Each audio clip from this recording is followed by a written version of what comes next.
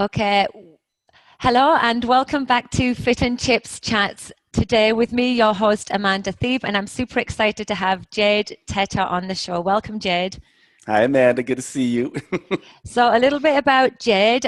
Dr. Jade Teta is a naturopathic physician, doctor, an author, and an expert in all realms of fitness, metabolism, and self-development. I came across Jade through his work with the Menopause, and I know many of the women who are with me in my Menopause group also love Jade and the work he does. He has spent the last 25 years immersed in study of strength and conditioning, hormonal metabolism, which is the bit I'd like to talk to him about today, and the psychology of change and success, which is also something I know many women need help with. So welcome again, Jade. And is there anything else you'd like to add to that we don't know about you?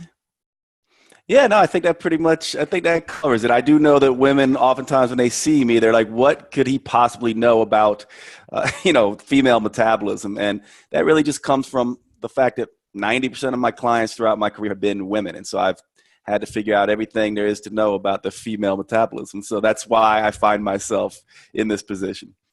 Can you also just touch slightly on the story about your mum and how Yeah. that was a driver for you? Because I think that a lot of us might relate to that, and we all want Yeah. sons. We all want sons like you. Well, yeah, I know my mom is, she's just amazing. And we actually are, my mother and my father, I would consider them my best friends. I mean, we share everything together, and she's always just been a really driving force in my life. And here's the interesting thing about this is that it took me a while just to understand women in general and how different they were from male metabolism. But I was still struggling, even though I was very well known for getting women results, I was still struggling with menopause pretty mightily, actually, with the women in my clinic. And they just were not doing as well as the younger menstruating women. And my mom started going through menopause. And by that time, I had already written a best-selling book, and she was just like, I really need your help, because she was thin, most of her life. And she gained about, I don't know, 20 to 30 pounds, but also had a big spread of weight into her middle. And of course, I was like, oh, Mom, I got you. I know what to do. And she ended up being my most difficult menopausal client. So you can imagine, I mean, I love my mom. It's like, that's why you do what you do, so you can help your family, right? And so I struggled with her. And then one day, my mom loves to shop, so she wants to go to like garage sales and hang out at, Marshall's and TJ Maxx and these places all day. And I hate that stuff, but it just so happened one day I hung out with her all day, and, I just found myself following her around, and we were together the whole day. And I saw her eat a big, large cantaloupe in the morning and some fruit.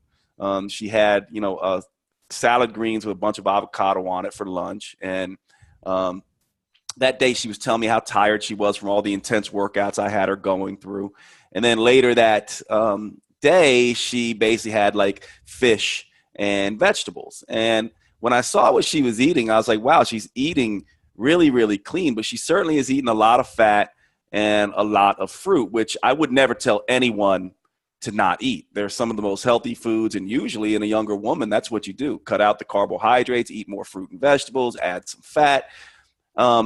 When I saw that, I started to realize that maybe it was too much for my mother. And also the fact that she was so tired all the time and feeling wiped out from these super intense workouts that some of the younger women were doing. I'll tell you what's interesting is men, you could do long, intense workouts with. Women, if you're going to go intense, I found that you had to go shorter. And then menopausal women, I found that really the intense workouts can backfire pretty severely on some women. Mm-hmm. And so with my mom, I said, Mom, let's just make a few changes. Let's take out the fruit, make sure, no more than 1 to 2 pieces of fruit per day, and preferably one. So she said, okay. I said, let's also cut back on the fat a little bit. Like, let's stop eating 3 avocados a day, basically.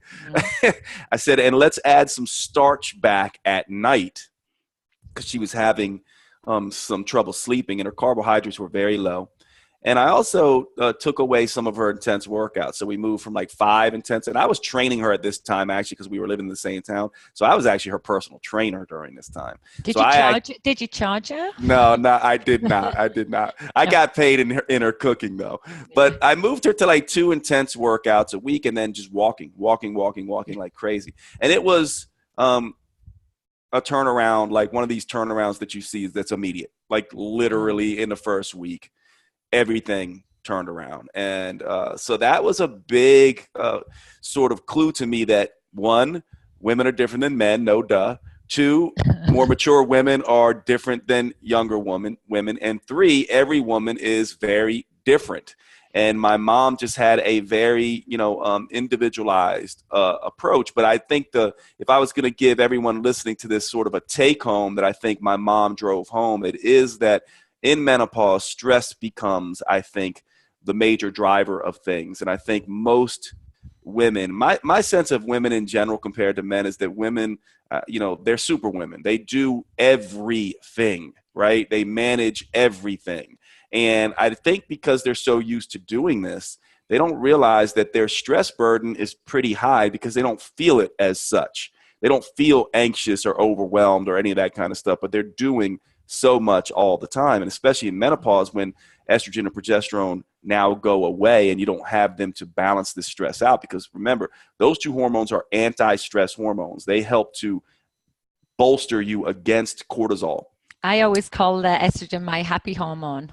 That's right. Happy hormone. Absolutely. Happy hormone, yeah. And if you can think about, who was the French revolutionary woman who went to Joan of Arc, right? Okay, yeah. So if you think of the female, if you think of Joan of Arc out there in her armor and her shield, yeah. Her armor and her shield are estrogen and progesterone. So a menopausal woman gets stripped of her armor and her shield, and now she's far more vulnerable. And so she needs to take as much precautions as she can against stress. And I think that menopausal women typically don't think this way. So usually with a menopausal woman, they need an hour-long nap, an hour extra in bed, an hour walk versus an hour-long extra on the treadmill. And they don't always get that. No, and that's definitely something I've realized from a personal point of view, because I was your mum doing the 5 hardcore workouts a week and my body burned out and I didn't feel stressed. And this is what I think you touched on. You said that women don't realize that they're stressed, and stress doesn't always show outwardly either. Your body, you don't always know that you're under stress, but when you really take stock and look back, for sure that we are, and there can be so many impactful things happen at this time of our lives. I mean, we're in a bit of a transition phase as well, as far as like children's leaving home, maybe job changes, and you might be in the squeeze generation where we're looking after children and parents. And so as women, we tend to just forge on, soldier on. And I know that stress has been the big driver for me, as far as it showed in me as migraines. And I also suffer from depression, which was a new thing for me. And I know it's all tied in. So my workouts now are, I do 4 a week, but one of those is only mobility. Yeah. So I do 3 intense 20, 25-minute workouts a week that are full body and with some explosive stuff, but they're quick. And then I spend time recovering. So restoration has been something I've had to adopt, which has been hard to do, but it's been a bit of a game changer as well. So the thing I'd like to talk about now, then moving on from that, is the impact of cortisol and insulin, those 2 hormones on our body, and how they react differently now as we're in our 40s, 50s, 60s to when we were 20. Yeah. Well, you can think of the female hormonal pyramid, right? It's a pyramid. So think of the base of the pyramid is calories, because calories matter. And then up next on the pyramid, the next level up would be insulin and cortisol. Insulin is a storage hormone, a fat storing hormone, and a muscle building hormone, and a hormone that helps you feel full. So you don't want insulin too low, but you definitely don't want it too high. You're looking for the Goldilocks zone. And what's interesting about that is I love your analogies. They're so cute. Yeah, okay. Not too much insulin, not too little insulin, but just right. And the interesting thing is estrogen helps insulin be just right. And so soon as estrogen goes away, as a woman, you become far more insulin resistant, which means you need more insulin to get the job done, which also means you're more likely to store any extra calories as fat. And that's a big deal for women. And so all of a sudden, what this means, if you're wondering, well, Jade, what does this mean in real terms? What this means is that you were a younger woman who counted calories and that worked for you. Now, when you get a little bit more matured, now what happens is you have to move from a calorie counting approach to more of a carbohydrate counting approach, or a smart carbohydrate approach, because carbs and protein, but mainly carbs, are the biggest influencers of insulin. So if a low calorie diet worked for you without any sort of thinking about it when you were young, now all of a sudden you have to have this low calorie diet that is also with carbohydrates adjusted, whether carbohydrates are lower or whether you move them all to one meal. You have to get a little bit more savvy. So that's the story there. With cortisol, it really is about, this is stress. And remember, cortisol, if you think cortisol, think C for cortisol and C for cravings. Cortisol is the hormone that basically makes you crave. It in your brain, it decreases the motivation centers and increases the reward centers of the brain. It also makes us crave highly palatable, hedonistic foods like cheesecake and chocolate and that's what's happening. Donuts and all of that kind of stuff. And so cortisol, just like estrogen helps to manage the Goldilocks zone of insulin, estrogen and progesterone together control cortisol. So here's where women go wrong, because remember, we're talking about this pyramid. Calories at the base, then up one level is insulin and cortisol. Up the next level would be thyroid and adrenal hormones. And at the very tip of the pyramid is estrogen and progesterone. And what women oftentimes do is get this pyramid flipped and think that estrogen and progesterone are at the base, and they're not. They do influence some of what happens down below. But when you talk about female hormones and fat loss, you still have to think calories, insulin, and cortisol first, and realize that estrogen and progesterone are just helpers in this. And this is why one of the biggest questions I get from women is, oh, well, should I go on hormone replacement therapy or bioidentical hormone replacement therapy? And they think that just by restoring estrogen and progesterone, that's going to make all the difference in the world. And it typically doesn't, because they don't realize that these other players are more important. And so, yes, the number one things that you need to do is manage insulin better. That means finding your carbohydrate tipping point enough, but not too much. And also managing cortisol, which means doing everything you can to rest, relax, and recover. And that will help any estrogen and progesterone work for you. So in that context, when you're managing insulin and cortisol, and then you put hormone replacement therapy on board, preferably bioidentical hormone replacement therapy, all of a sudden it has a much nicer effect in the system. Yeah, that makes so much more sense to me. And I know I often hear you can do something about your insulin and cortisol levels. You can't really do much from a personal point of view about your hormones, so always start there. So that makes so much sense to me. Can we go back to the carbohydrates? Because I know carbohydrates are a macronutrient, but often when people talk about carbohydrates in the real world, they think, he means the white starchy stodgy stuff, and where obviously carbohydrates are on a full range. When you're talking about carbohydrate management, are you talking about the complex carbohydrates, or are you talking about the whole thing? Yeah, well, let's break it down. So, because I agree with you, the nomenclature here gets confusing, because vegetables are carbohydrates, fruits are carbohydrates, starches are carbohydrates. And so when I think of carbohydrates, at least the ones that will produce the biggest insulin response and the ones that we want to get smarter with, I'm not talking about vegetables, okay? And here's why: because the amount of fiber and starch and water in a carbohydrate determines its effect. So the more fiber and water a carbohydrate has, and the less sugar/starch. And I say sugar/starch because starch turns to sugar in the body. It's either, so it does not matter. But what you want to be controlling mainly is the carbohydrates rich in sugar/starch and poor in water and fiber. So what would those be? Well, bread is rich in starch, typically poor in fiber and poor in water. It's not very wet. Crackers would be even worse, wouldn't they? Because they're even more dry, even have less fiber and even more starch. So, and then sweets and things like that would be even worse, because now they're not just low in fiber and high in sugar, but they're also greasy as well, and they add fat onto that. And so those are the kind of foods you want to limit. Things like rice check cereal or kashi goleen cereal or crackers or cookies or donuts or cakes and all of that kind of stuff.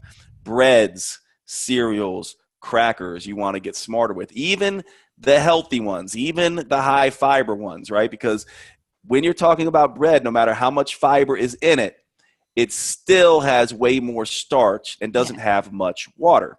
Then you get into fruits, where fruits are tricky, right? Because fruits have a ton of water in them, which is very satiating and a good amount of fiber. But some fruits can have too much sugar for some women. But I can tell you this, most women are never going to get fat off of fruits. No. You know, so fruits are one of these things that my mom could not handle them, because it was just an individual thing with my mom. And some of you women that listen to this may need to look at fruits, but I would say the vast majority of women do really well just simply moving from cakes, cookies, crackers, breads, and things like that to fruit and vegetables. And then vegetables are sort of unlimited. And then there's one type of starch that I think we need to be aware of, and hopefully this won't confuse people, but these are wet, bland starches.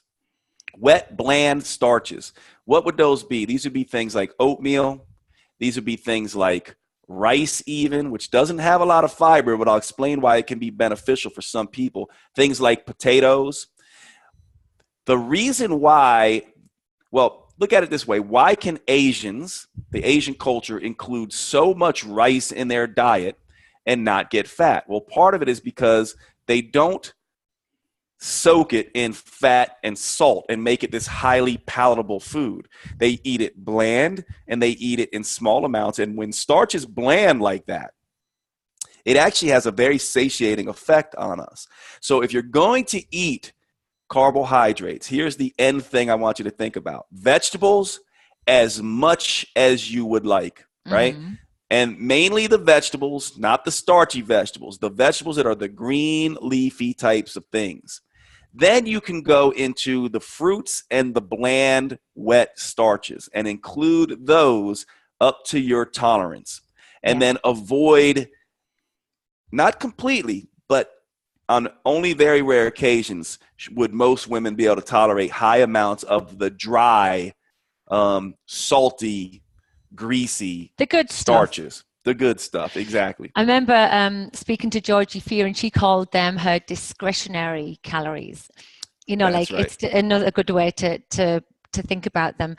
Yeah, and I mean, there's so many benefits to, like, you would never want someone not to eat fruits because of all of the nutrients and antioxidants that they provide. So we obviously need those in the diet. But I like the idea of maybe you saying, like, sort of become your own scientist.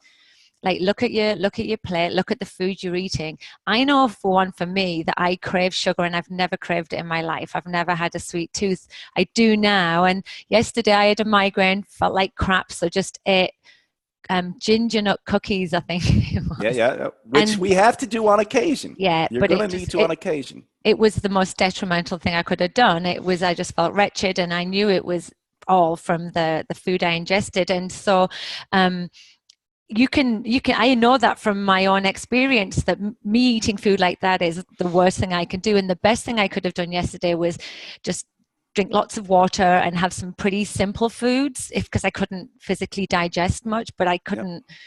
I know we all have the on and off days. So the being your own scientist, to me, is such a great approach to it. Just find what works for you, because I know when you do any of your programs, you try and do like a category that people fit into, so that they understand what, like, hormonal response they're going to have to different foods, right? The metabolic detective concept is critical, because it basically tells you, like just what you were saying, there are going to be some discretionary calories for some people that other people are going to be able to tolerate. And so if you want to drive this whole macronutrient discussion, and for those who aren't as savvy, macronutrients are just protein, carbohydrates and fats. And if you want to understand this, typically for mature women, fats and carbohydrate, starches mainly, fat and starches, we'll say, are the ones that you're going to want to be most careful of. So you might say, well, Jade, how can I think about this simply? Here's the way to think about this. Protein, fiber, and water are going to satiate you and have the least amount of calories. So you want 90% of your foods to come from that. I like to call these the 4 big categories of soups, salads, scrambles, and shakes. Soups, salads, scrambles, and shakes. Soups, salads, scrambles, and shakes without the starch, right? That's going to be, all of those are going to be very high in water, very high in vegetables, and pretty good in protein as well. So you eat that 90% of the time, and then you eat enough, but not too much, of the wet, bland starches, and sometimes the ginger cookies, and every once in a while this or that, to keep your brain sane, but not so much to tip you overboard. And so if you can stick with that, then you start to see that this becomes pretty easy. But we're all individual, right? For some women, you just have to know there are what I like to call buffer foods and trigger foods.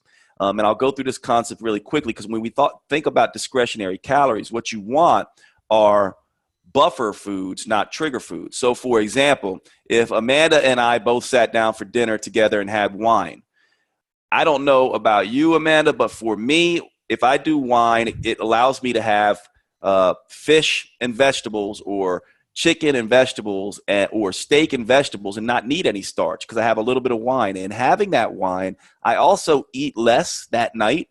I'm less likely to crave sweets. Now, you may or may not respond the same way, but some women listening to this are saying, wait a minute, Jade, if I have wine, then I want more starch, more wine, then I want dessert too, and I want chips. So wine for me is a buffer food.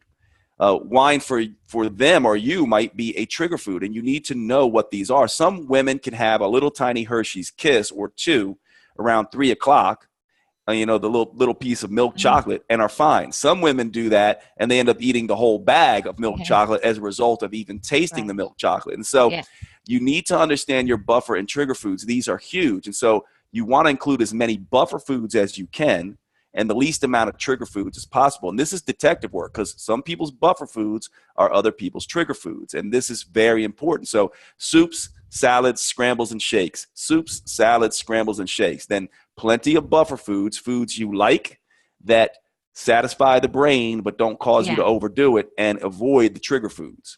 Yeah, and then I know that I'm from a precision nutrition sort of background, and I know that John Berardi's thing is, if it's in the house, somebody, either you, some of your family, or somebody you can mildly tolerate will eat them. So make sure that the choices that you have in the house are going to be ones that suit your nutritional needs.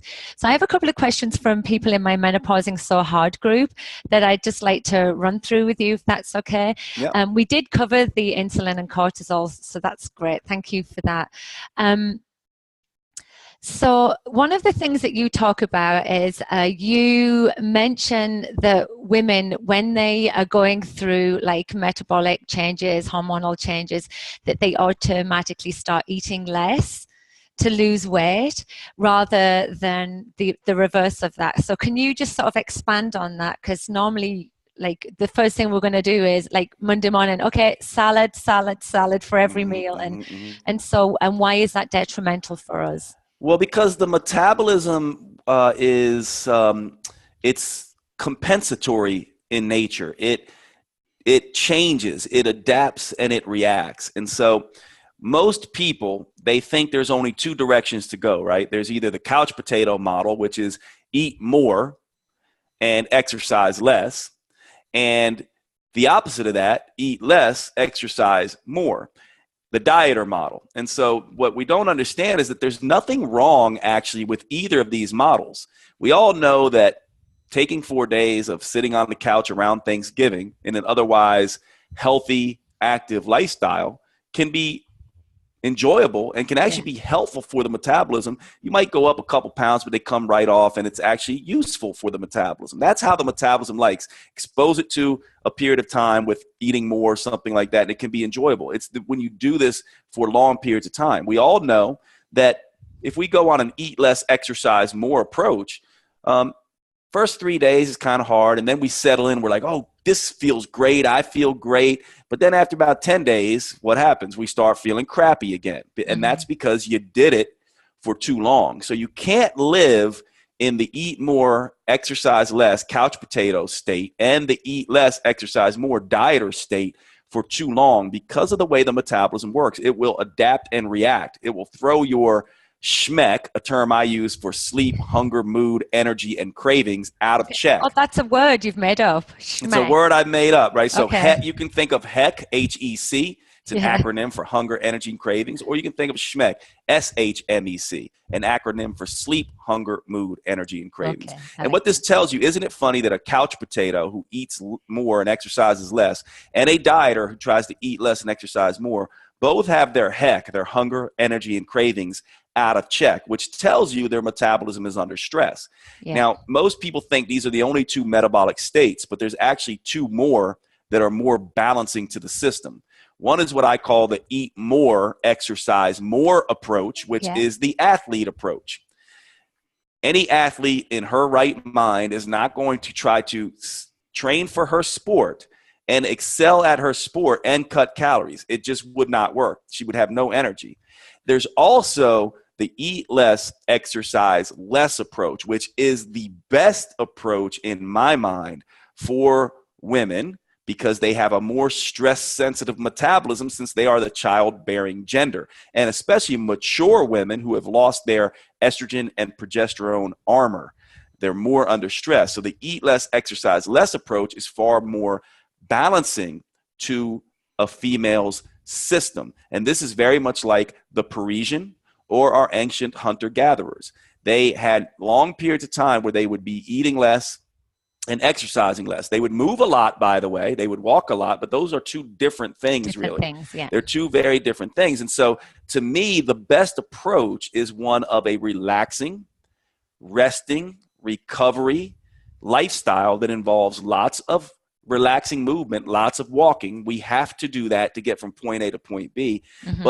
But only enough, not too much of this huffing and puffing, running around, super intense exercise. And when you're not exercising to that degree, you're not as hungry either. So what would this lifestyle look like for a woman? Well, let's take the soups, salads, scrambles, and shakes, sort of approach. In the morning, you wake up and you have a protein shake or a light vegetable scramble or frittata or something like that.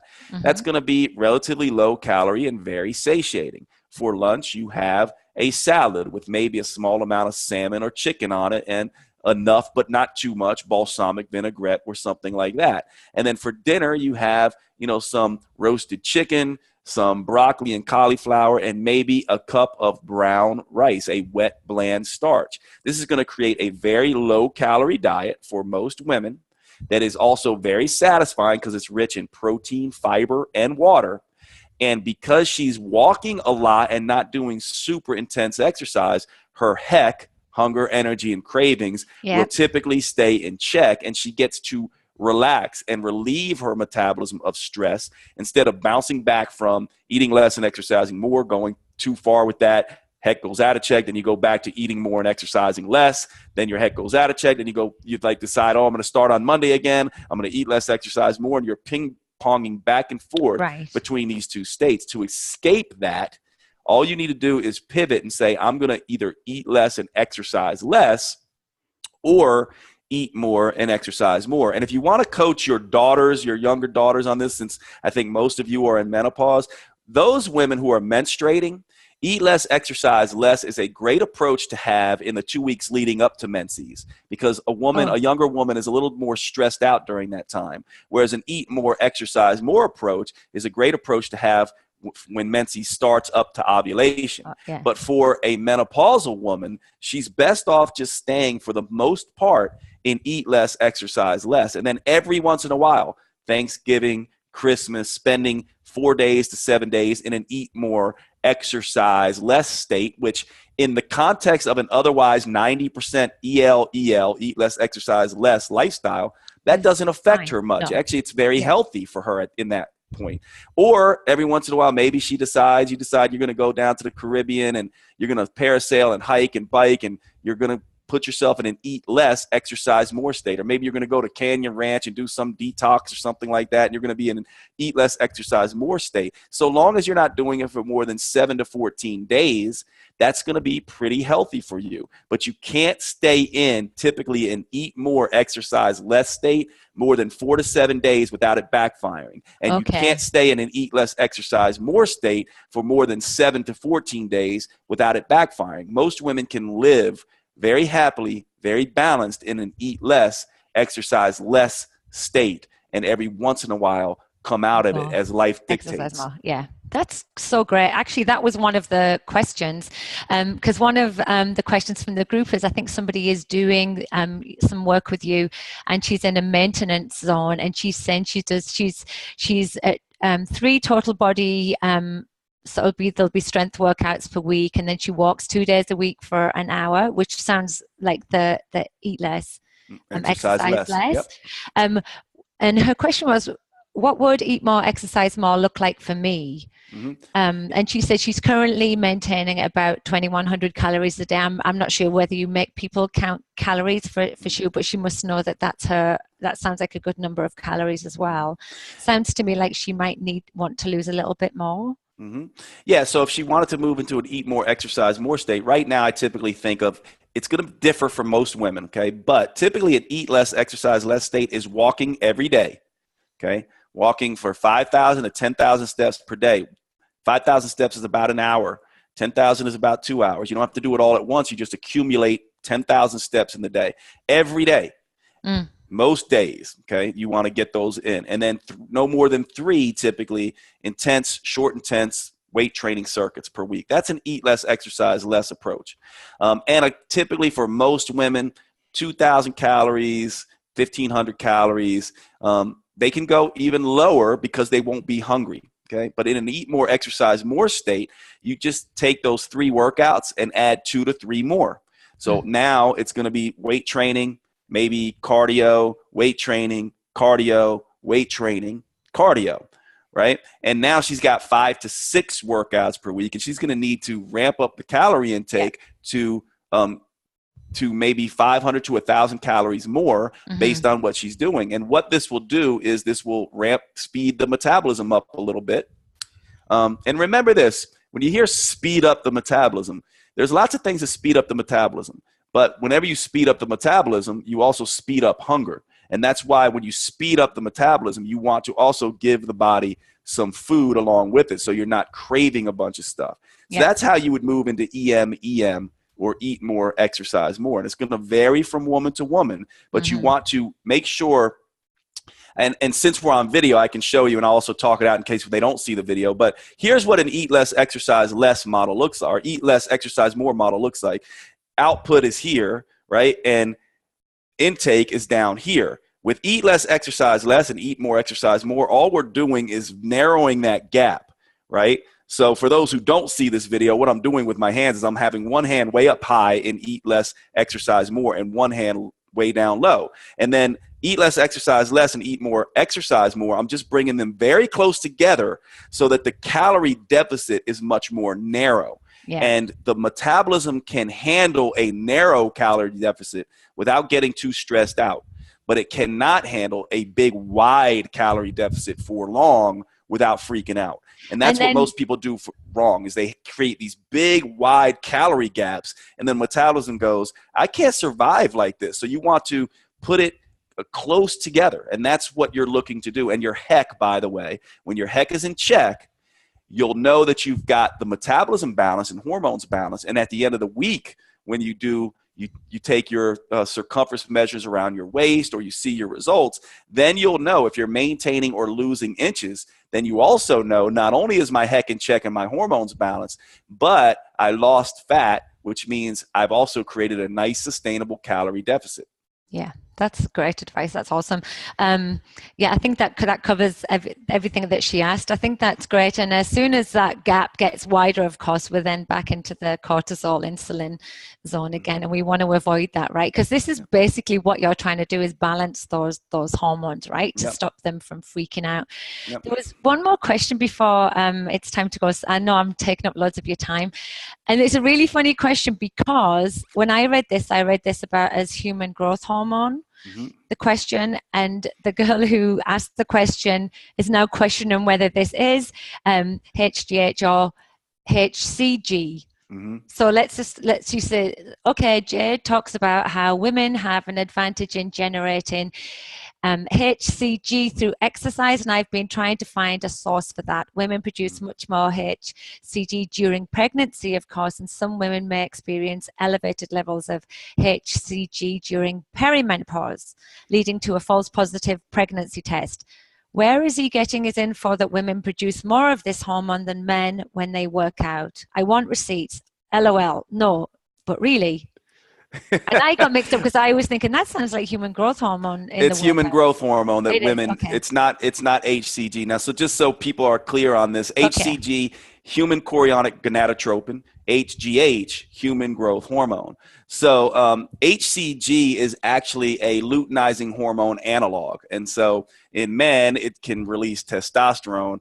Yeah, it's biochemistry. But this woman seems like she's pretty savvy, so I just wanted to help her understand this. But HCG acts like luteinizing hormone, which has downstream effects on estrogen and progesterone and testosterone and things like that. But I'm talking about human growth hormone and where that research is coming from. And by the way, it's not 100% clear why this is the case, but it looks like we are pretty sure that with exercise, women are able to generate a greater human growth hormone response. This may be one of the reasons, and it seems to have to do with maybe estrogen. And women also, because of this, because of estrogen and this human growth hormone effect, they burn more fat at all exercise intensities compared to men. Men have an advantage in their lean body mass, more muscle, so they burn more calories per unit of movement compared to women. And is the more epoch for men, though, that we know? I mean, it's difficult to know because there's not many studies on women doing this, but my understanding is during the exercise we tend to have more adaptation, whereas men, it can continue afterwards. Am I right there? Yep, absolutely. Women in the luteal phase, by the way, tend to have a greater epoch effect than in the follicular phase. So that's one thing. That's one reason why sometimes some women might want to push harder towards. I've found that doesn't work because they're also more stress sensitive. So some of the science gets confusing because you have to match it with, what actually is going on in other areas. But the short of it is that women tend to have this human growth hormone advantage. And this is why in my particular female program, I try to do a lot more burning-based exercises with women. When I think of exercise, I think of breathless, burning, heavy, and heat.